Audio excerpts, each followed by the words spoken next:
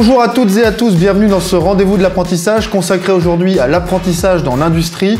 Quelle formation, quel diplôme, pour quels emplois? Pour en parler, j'accueille Florian. Florian, tu as 21 ans et tu es en BTS CRCI, conception et réalisation en chaudronnerie industrielle dans l'entreprise PMTL. Bonjour Florian. Bonjour Jonathan.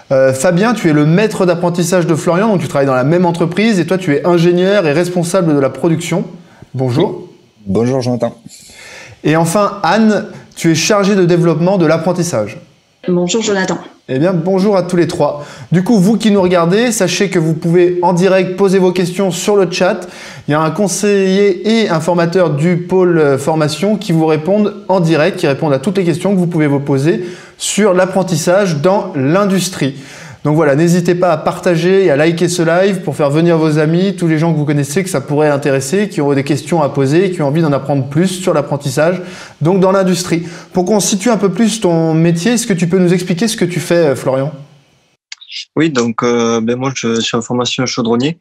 Donc la chaudronnerie, c'est quoi? La chaudronnerie, c'est la fabrication de diverses pièces en métal ou même aujourd'hui en plastique à base de tôle, de tubes ou de profils, voilà, tout ce genre de choses.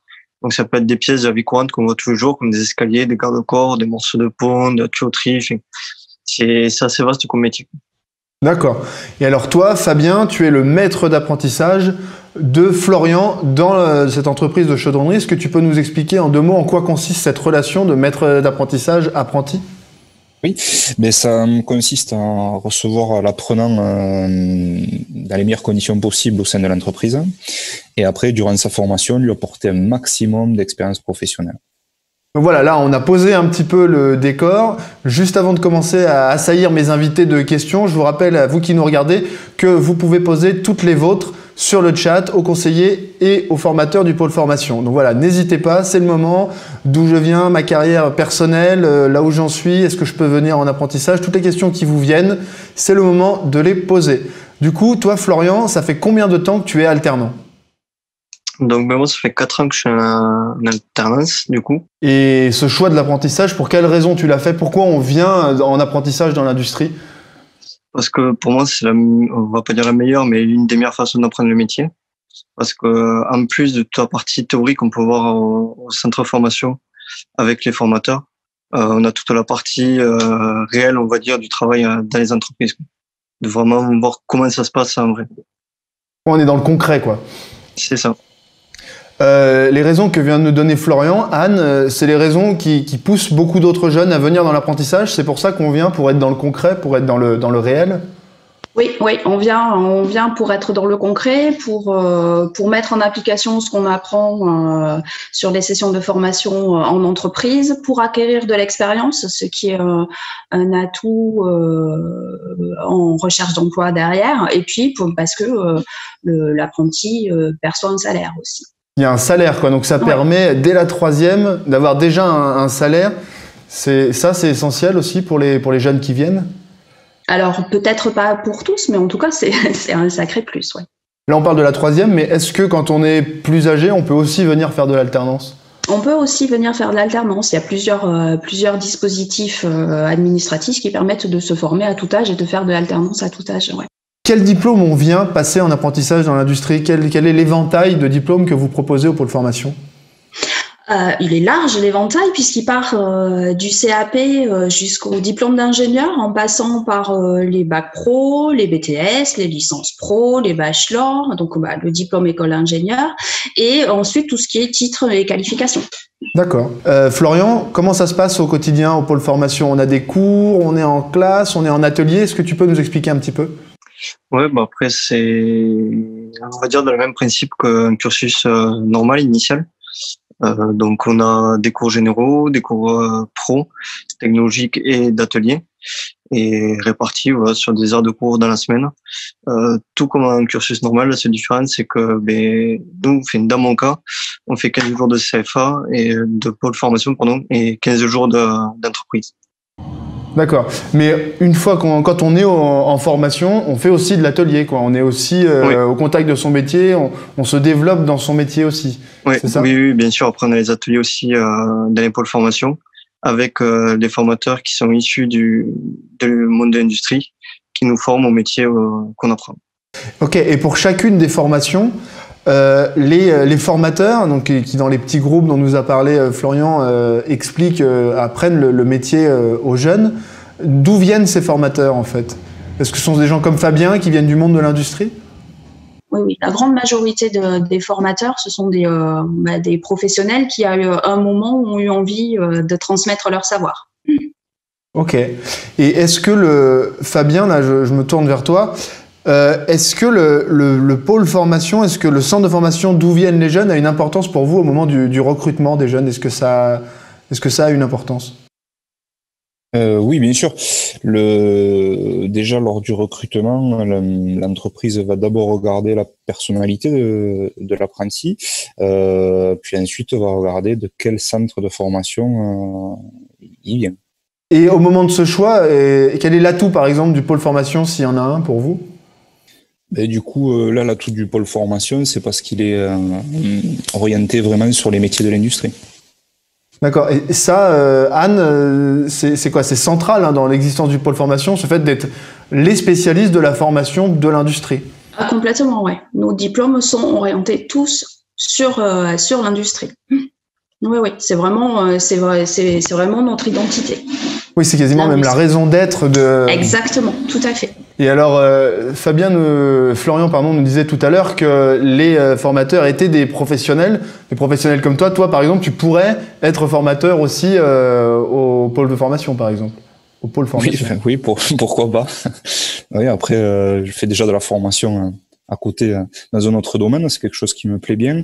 Mais après, je pense que de manière générale, ça serait bien que les gens qui ont un fort bagage technique dans n'importe quel domaine, je pense que dans le moment de leur carrière ou peut-être en fin de carrière, justement, transmettre des jeunes justement qui ont soif de connaissances et qui ont besoin d'apprendre pour qu'il y ait une relation entre expérimentés et apprenants, quoi. Donc tu vois les jeunes arriver, par exemple Florian, ça fait 4 ans que tu le formes. Qu'est-ce que tu ressens quand tu regardes un petit peu en arrière, tu le revois arriver à 17 ans et tu le compares au merveilleux jeune homme qu'il est maintenant à 21 ans. Quel regard tu portes sur l'évolution qui a été la sienne pendant ces 4 ans? Et tout à l'heure, Florian me parlait de maturité. Ben voilà, cette maturité, on en est témoin. Après, bon, on se rend compte que 4 ans, ça passe très vite parce qu'on les a pas vus défiler. Et après, nous, au sein de l'entreprise, on est très fiers déjà de Florian. Moi, personnellement, je suis très fier de lui, de sa progression, de son évolution chez nous, de son investissement et aussi de son intégration à nos équipes de production, quoi. Et toi, Florian, du coup, un peu la même question. Quel regard tu portes sur le chemin que tu as parcouru pendant ces 4 ans? Effectivement, je trouve que j'ai gagné en maturité. J'ai vachement évolué dans le travail parce que voilà, sur 4 années, j'ai eu la chance de voir beaucoup de parties de métier chaudronnier.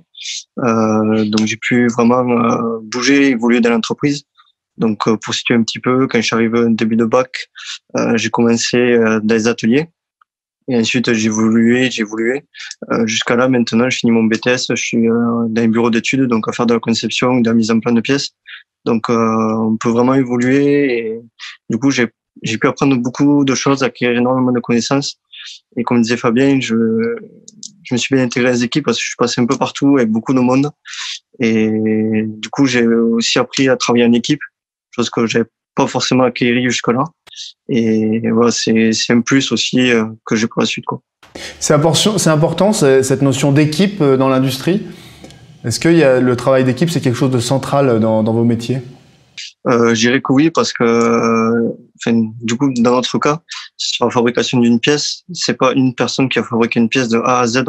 Il y a beaucoup de personnes qui vont intervenir dessus. Donc, si on ne travaille pas ensemble, qu'on coordonne pas notre travail, à la fin, ça fonctionne pas.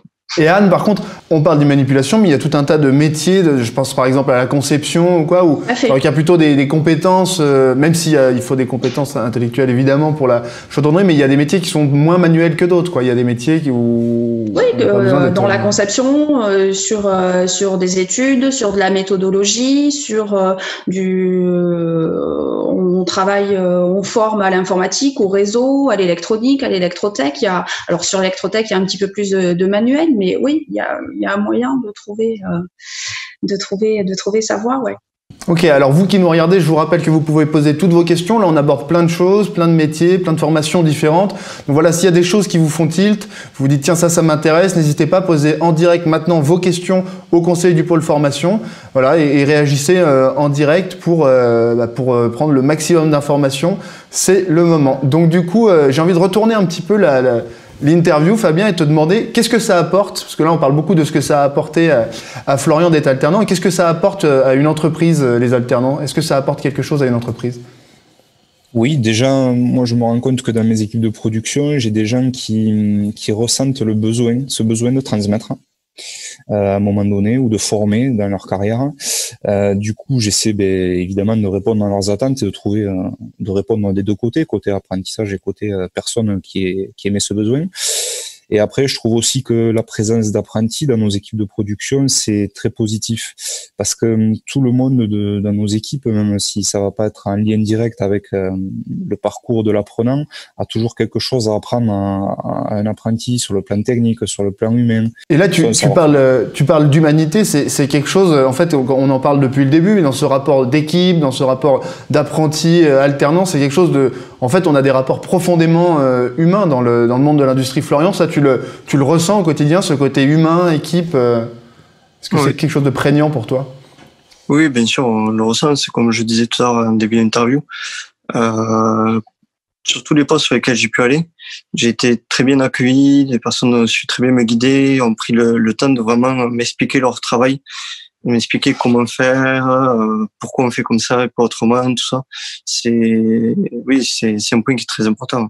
Pour rebondir là-dessus, nous aussi, dans l'apprentissage, dans le cursus de Florian, par exemple, ils sont en train de façonner des pièces. Donc, même quand ils participent avec quelqu'un à cette réalisation technique, à la fin, il y a le partage de l'avoir fait et il y a aussi un peu la fierté de ce qu'on a produit. Et ça, c'est gratifiant des deux parties, je pense. Même Florian a dû reprendre sur certaines réalisations ce plus, quoi. Ouais, c'est toujours agréable d'avoir accompli quelque chose en équipe et à la fin d'être face à ce qu'on a accompli, de voir l'ouvrage terminé. On imagine bien ce qu'on... La satisfaction. Exactement.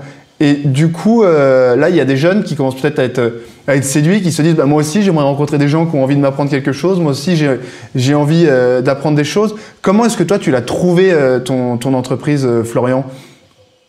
Donc moi, c'était du bouche-à-oreille, donc dans le réseau familial. Voilà, j'ai réussi à trouver. Après, j'ai commencé à prospecter aussi quand même, comme on le fait, on va dire traditionnellement, donc CV, lettre de motivation, et aller voir des entreprises. Mais voilà, finalement, c'est le bouche à oreille pour moi qui a fonctionné. Anne, comment ça se passe? Parce que alors ça, c'est toujours une source d'inquiétude, je pense, pour les jeunes, de se dire j'ai pas d'expérience, je vais arriver avec mon CV où il n'y a pas grand-chose dessus, ma lettre de motivation qui dit bon bah j'ai envie de venir travailler, etc. Donc c'est angoissant, je pense, pour les jeunes. Est-ce que tu peux regarder dans les yeux les gens qui nous regardent et leur dire comment vous allez les accompagner, pour ceux qui ont envie de venir, comment vous allez les accompagner à trouver des entreprises? Alors, de façon assez simple et assez pragmatique, en fait, on va les accompagner déjà. Tu parlais, oui, de CV, de lettres de motivation. Ben, on va les accompagner sur la réalisation de leur CV et de la lettre. On va leur apprendre les techniques de base pour passer un entretien. On va les familiariser avec le vocabulaire de l'entreprise et puis ensuite on va faire en sorte de les aider à trouver une entreprise. Alors là, on a plusieurs vecteurs possibles. On a déjà, nous, des entreprises partenaires qui cherchent des jeunes, donc on va les mettre en relation en fonction du profil et de la demande de l'entreprise. Et puis on va aussi, comme dit Florian, les inciter à en parler autour d'eux, parce que le vecteur bouche à oreille et le vecteur personnel marche bien, et puis on va leur apprendre à travailler comme des grands et aller cibler des entreprises et aller faire leurs propres recherches. Mais ils sont pas tout seuls, on est là. Du coup, Fabien, puisqu'on a la chance de t'avoir, est-ce que tu peux aussi dire aux jeunes qui nous regardent, si vous cherchez du monde, on n'a pas besoin forcément de connaître quelqu'un chez vous pour être embauché. Est-ce qu'on peut envoyer les CV et est-ce que du coup on sera rappelé? Comment ça se passe d'une manière générale? Oui, bien sûr, il faut démarcher les entreprises, envoyer CV, lettre de motivation, dont nous, personnellement, dans notre entreprise, nous recevons des apprenants en fonction de nos projets pour être sûr de les recevoir dans de bonnes conditions et avoir le temps nécessaire pour la formation. Mais ensuite, souvent les entreprises ont du mal à répondre peut-être rapidement à la sollicitation de l'apprenant. Il faut pas hésiter à relancer derrière. Ouais, il faut bien se dire que c'est pas inutile d'envoyer ses CV, ses lettres de motivation. Pas du tout. Ça marche et c'est comme ça même que la plupart du temps on est recruté, j'imagine. Exactement. Et ne pas interpréter, de pas avoir de réponse. Mais justement être acteur et relancer l'entreprise. Patient et rester motivé, quoi. Voilà. Du coup, Florian, au niveau de la paye, ça se passe comment? Combien est-ce que tu gagnes? Tu peux nous le dire? Moi, étant chaudronnier, on dépend de la convention métallurgie, donc où on est le mieux rémunéré en tant qu'apprenti. Donc voilà, moi actuellement, en deuxième année de BTS, je suis à 1 200 € par mois. Et quand j'ai commencé le bac, j'étais du coup mineur, j'avais encore 17 ans. J'étais aux alentours de 600 € par mois. Ça, la rémunération de Florian, Anne, c'est dans la norme? Comment est-ce que ça se passe? Comment c'est calculé, sans rentrer trop dans les détails? Alors, en fait, d'abord, la convention collective de la métallurgie, c'est quand même une convention qui est plutôt avantageuse en termes de salaire. La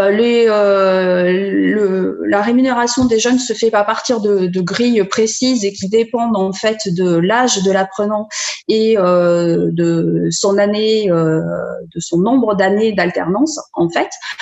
Ce sont des salaires qui sont calculés en fonction de pourcentage du SMIC. Je te parle de minimum, hein, parce qu'après, chaque entreprise est libre de rémunérer son salarié de la manière qu'il souhaite.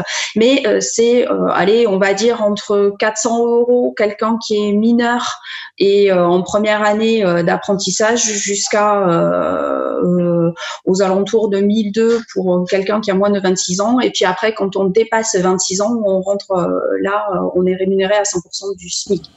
D'accord. Et du coup, Florian, quand on a un vrai salaire, quand on a 17 ans et qu'on est passionné de mécanique, j'imagine que c'est sympa, non? Ouais, c'est plutôt sympa, on va dire que ça aide bien pour ma passion.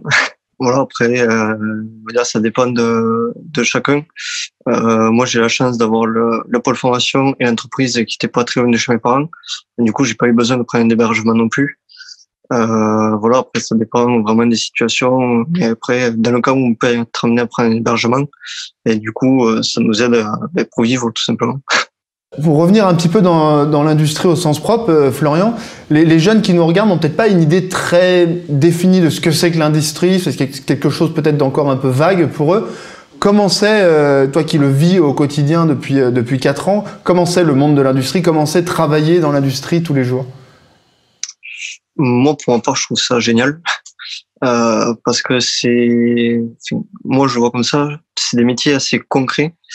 Dans l'ensemble, la majorité, on va dire, où on va créer des pièces, on va créer des choses qu'on va voir par la suite, que beaucoup de personnes vont voir, et du coup, c'est une satisfaction de se dire, ça, c'est moi qui l'ai fait, ou voilà, ce genre de choses. Ouais. Maintenant, pour parler un petit peu d'avenir, comment tu te vois dans 10 ans, comment tu te projettes, ou même l'année prochaine, c'est quoi la suite pour toi? La suite, pour l'instant, on verra comment ça se passe dans le temps. Mais ce qui est prévu, c'est que ça va faire maintenant 1 an que je suis à mon compte. Donc, j'ai monté une entreprise en parallèle d'apprentissage, justement, dans le monde du sport mécanique. Donc, dans ma passion, le quad, plus précisément. Et du coup, voilà. Donc, le but à long terme, c'est d'en vivre et d'arriver à développer l'entreprise bien, quoi. Donc, tu vas finir par vraiment rassembler les deux passions dont on parlait tout à l'heure. C'est en cours. Et du coup, pour toi, ça serait un but, une fois que, je te le souhaite, ta société fonctionnera, de prendre aussi un alternant et, comme disait Fabien, de toi aussi d'avoir cette envie de transmettre, ça serait quelque chose qui te... Oui, moi, complètement. J'aime bien apprendre et apprendre aux autres également. C'est quelque chose que j'aime bien. Donc oui, effectivement, je prendrai un apprenti dans le long terme.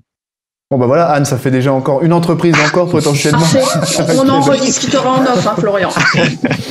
Et Anne, d'ailleurs, quelles sont les solutions qui se présentent aux apprenants en fin de diplôme Par exemple, là, en fin de BTS, comment ça se passe d'une manière générale? Est-ce que le but, c'est d'être embauché dans son entreprise? Fabien, tu nous en diras peut-être un mot aussi. Alors, soit ils sont embauchés par l'entreprise dans laquelle ils ont passé leur diplôme. Ça, c'est une première possibilité. La seconde, c'est poursuivre leurs études, donc à l'issue d'un BTS par une licence pro ou une école d'ingénieur ou un BTS après un bac pro. Enfin, voilà, une poursuite d'études en apprentissage, ou alors ensuite il y a des jeunes qui sont diplômés et qui ne souhaitent pas ou ne peuvent pas pour diverses raisons être embauchés par leur entreprise et donc qui vont se retrouver sur le marché de l'emploi. Il faut savoir qu'en gros 87% des jeunes diplômés trouvent un emploi dans les 6 mois à la suite de l'obtention de leur diplôme. Oui, l'industrie, il y a beaucoup d'embauches, quoi. C'est ça. Ouais. Et Fabien, de votre côté, déjà une première question, qu'est-ce qu'on se dit quand on a formé, quand un gamin est arrivé un jeune est arrivé à 16-17 ans et qu'on finit par l'embaucher quand il en a 22 par exemple, qu'est-ce qu'on ressent à ce moment-là? Que la boucle est bouclée, c'est un aboutissement. Après, nous, ce qui est bien pour nous, c'est de voir qu'à la fin du cursus, la personne est épanouie, a emmagasiné un bon bagage technique, et après, qui s'épanouisse chez nous ou dans une autre entreprise. Après, c'est au choix personnel de l'apprenant. Après, côté entreprise, pour rebondir sur le devenir après la formation, nous, ça dépend principalement des besoins de l'entreprise. Pour l'embauche, c'est pas une embauche automatique à la fin de tous les apprentissages non plus. Mais après, ce qui est fort, c'est que le contact est pris entre l'apprenant et l'entreprise. C'est-à-dire qu'après, même si les besoins sont décalés de l'entreprise, s'ils ont besoin d'embaucher 6 mois, quelques mois, ou voire un an après, je pense que le contact, il se fera naturellement en premier vers l'apprenti, t'es ou t'en es, qu'est-ce que tu fais en ce moment, parce que s'il y a un besoin, c'est plus facile d'embaucher quelqu'un qu'on connaît déjà, qui fait partie un peu des murs. Voilà. Donc en fait, quand on fait son apprentissage dans l'industrie, ce que tu es en train de nous dire, c'est que finalement, il y a un lien indéfectible qui se tisse entre l'apprenant et l'entreprise dans laquelle il a fait son... Oui, voilà, c'est une carte, une prise de contact, voilà, c'est un réseau qui commence à se créer, quoi, déjà. Et quand l'entreprise va avoir un besoin d'embauche, par exemple, surtout, si les besoins, quand ils se créent, souvent ils sont rapides, enfin, il faut qu'ils soient rapidement honorés. Mais c'est plus facile de se tourner vers quelqu'un et qui ça s'est bien passé, qu'on connaît, à qui on a déjà confiance, que partir vers quelqu'un qui va falloir qu'on embauche, qu'on connaisse, voilà, en termes de réactivité, sur ça, l'apprentissage, c'est quand même très bien. Et du coup, Fabien, toi, est-ce que tu as un message à faire passer aux jeunes qui nous regardent et qui, là, ont appris quand même beaucoup de choses, je pense, aujourd'hui sur le monde de l'industrie, sur ce lien entre l'apprenti et son maître d'apprentissage. Est-ce que tu as un message à leur faire passer pour leur donner envie de venir dans l'industrie? Le message à faire passer, ça serait surtout de ne pas hésiter à nous rejoindre, parce qu'il y a du travail, l'éventail des métiers proposés est très très large. L'avantage qu'il y a souvent dans nos métiers, chez nous c'est principalement du montage ajusteur ou chaudronnier. C'est des étiquettes très généralistes de métiers, mais il faut savoir qu'au quotidien, en fonction de l'entreprise où vous êtes, en fonction du projet sur lequel vous travaillez, en fonction de l'atelier dans lequel vous travaillez, le métier va être complètement différent. C'est-à-dire que même dans la même entreprise, d'un projet à l'autre, vous pouvez même avoir l'impression de changer de travail en étant toujours dans votre entreprise. Il n'y a pas de routine. Donc ça, c'est déjà quelque chose que dans certains métiers, vous n'allez pas retrouver. Et en plus, en chaudronnerie ou dans l'industrie, il y a vraiment des besoins. Ouais, alors on revient un peu à ce que nous disait Florian au tout début de la vidéo. Ce qu'il y a, c'est que c'est très vaste. La chaudronnerie, c'est vaste, mais l'industrie, c'est vaste. Et en fait, il y a une infinité de métiers et de possibilités. Toi, Anne, qu'est-ce que tu dirais aussi du coup aux jeunes qui nous regardent? Là, on arrive à la fin de la vidéo. C'est quoi le message, l'idée que tu voudrais qu'ils retiennent à la fin de ce live? Qu'il faut pas hésiter à se tourner vers l'industrie, que l'industrie c'est l'avenir, ça bouge tout le temps. Qu'il faut vraiment venir se renseigner dans les pôles formation, des diplômes à passer, parce que on est capable de former les jeunes au métier de l'industrie et derrière de leur assurer un métier sympa et dans un monde qui bouge vraiment, quoi, et qui leur offre beaucoup de perspectives. Et un monde avec des petits oiseaux qui chantent un petit peu partout autour de nous. C'est ça. Et du coup, toi, enfin, Florian, pour terminer, là, je pense que les jeunes ont vraiment appris beaucoup de choses, ils ont partagé ton expérience. Et quel message, pour ceux qui ne seraient pas encore totalement convaincus, tu leur fais passer? Quel message tu leur donnes pour leur donner envie de suivre le chemin que toi tu as suivi, toi qui arrives plutôt au bout du chemin et qui va maintenant te lancer dans ta propre vie professionnelle? Quel message tu as envie de leur passer? Que si vous aimez concevoir ou créer, du concepteur du concret, c'est dans l'industrie qu'il faut aller, tout simplement. Bon voilà, si vous avez envie de créer, de construire, et si vous avez envie de concret, c'est dans l'industrie qu'il faut aller. Merci pour cette conclusion, Florian, et merci à tous les trois. Moi, je vous dis au revoir, du coup, et à bientôt pour d'autres rendez-vous de l'apprentissage. Merci d'avoir suivi ce live. La vidéo reste en ligne, vous pouvez la consulter autant de fois que vous voulez et la regarder si vous n'avez pas vu le début, etc. Bon, tout le monde connaît un petit peu le fonctionnement de l'Internet. Continuez à poser vos questions. Les conseils du pôle formation restent là encore un moment pour y répondre. Et moi, je vous dis à très bientôt et merci encore à tous mes invités et au revoir. Merci à toi. Merci, au revoir. Merci, au revoir. Au revoir.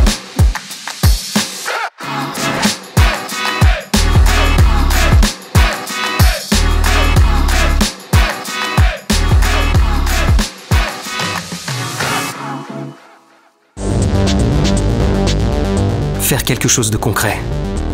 Avoir un bon salaire. Travailler en équipe. Avoir des responsabilités. Être créatif. Avoir l'avenir qu'on imagine. C'est faire son choix. Viens découvrir les métiers de l'industrie Au pôle formation UIMM.